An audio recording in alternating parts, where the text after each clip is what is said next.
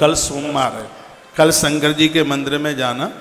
यदि आप पाशुपत व्रत करेंगे तो वो विधान बड़ा है, उसमें तो 6 दिए जलाए जाते हैं। यदि आप पाशुपत व्रत नहीं कर रहे हैं तो 2 दिए घर से लेके जाइए। सुन लीजिए, 2 दीपक लिख लो, आपको ध्यान नहीं रहेगा। और शिव महापुराण से बड़ी अद्भुत बात आपके बीच में निवेदन कर रहा हूँ। 2 दिए घर से लेकर के जाइए, शुद्ध देसी घी के, माचिस भी अपने ही यहाँ से लेके जाइए। वहाँ पर आप पुजारी को वहाँ खोजें टटोलें और वो भी मिले नहीं। एक थरिया लेके जाना, थाली, और एक ऊपर से उसको ढकने के लिए, जैसे दिया बुझे नहीं। एक दिया महादेव के सामने, पिंडी के सामने जला के रख देना। जो दूसरा दिया आपके पास है उसी दिए से उसको जलाना, फिर उसको किसी से ढक देना, कहीं रास्ते में बुझ ना जाए। और उस दिए को संध्या के समय करना है। ये प्रदोष काल जिसे कहते हैं, लगभग ये समय 7:15 बजे से आरंभ हो जाएगा।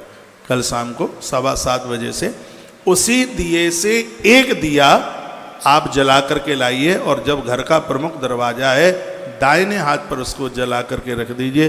घर में यदि किसी को मृगी का रोग है, कल मैंने आपको बोला था ना कि कल मृगी के रोग की बात बताऊंगा। किसी को मृगी का रोग है, किसी को दिमाग जैसी बीमारी है, किसी को मस्तिष्क दर्द है, और ऐसी तमाम तरह की बीमारियां हैं, और घर में कोई व्यक्ति बहुत ज़्यादा कष्टप्रद है, तो सोमवार के दिन, सावन के सोमवार के दिन, या बहुत घोर गरीबी का एहसास हो रहा है, यह उपाय करने से घर के ताले भी नहीं टूटते। भैरवनाथ रक्षा में खड़े रहते हैं। मंदिर, प्राण प्रतिष्ठित मंदिर में एक दिया जलाकर, उसी दिए से दूसरा दीपक जलाकर उसे अपने घर के प्रमुख दरवाजे के दाईं तरफ उसको आप रख दीजिए, उसको जलने दीजिए। आपके घर में आनंद ही आनंद होगा, सुख की वर्षा। ये सोमवार को अपने पियर में भी बोल देना, अपने देश में भी बोल देना, ये कर देना, कल आनंद होगा। ये संध्या के समय प्रदोष काल में होना है, ये कीजिएगा, आनंद हो जाएगा। महादेव की अद्भुत कृपा, ये जादू टोना टोटका नहीं है, ये सब प्रमाणित है ग्रंथ में। तत्पश्चात का पुंसाम दीक्षा विहीना ना अधिकारम कथा श्रवे। दीक्षा के बिना, गुरु दीक्षा के बिना किए गए सत्कर्म का पूरा फल नहीं मिलता। देखा, पुंसाम दीक्षा विहीना ना अधिकारम कथा श्रवे। जब जीवन में कोई गुरु होता है, जीवन में दीक्षा होती है, तो किए गए सत्कर्म का अनंत गुना फल प्राप्त हो जाता है।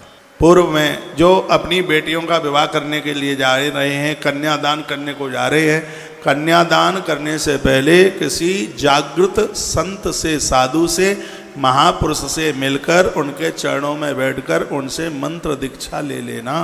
क्योंकि दीक्षा लेने पर ही गौदान और कन्यादान का विशेष फल प्राप्त हो जाता है। कन्यादान 12 दानों में से एक है, 12 अतिदान हैं, आगे आप सुनेंगे, उसमें कन्यादान का नाम आता है। कभी कोई भागवत जैसे महान ग्रंथ की कथा, पुराण की कथा कराए, तो कथा कराने से पहले या यज्ञ की पूर्णाहुति से पहले, यज्ञ की पूर्णाहुति बाद में होवे, उससे पहले किसी जागृत महापुरुष के चरणों में बैठकर उसे दीक्षा ले ली जाए। क्योंकि कथा श्रवे ना अधिकार, इसमें तो लिखा है कि गुरु दीक्षा के बिना तो कथा श्रवण का पूरा अधिकार ही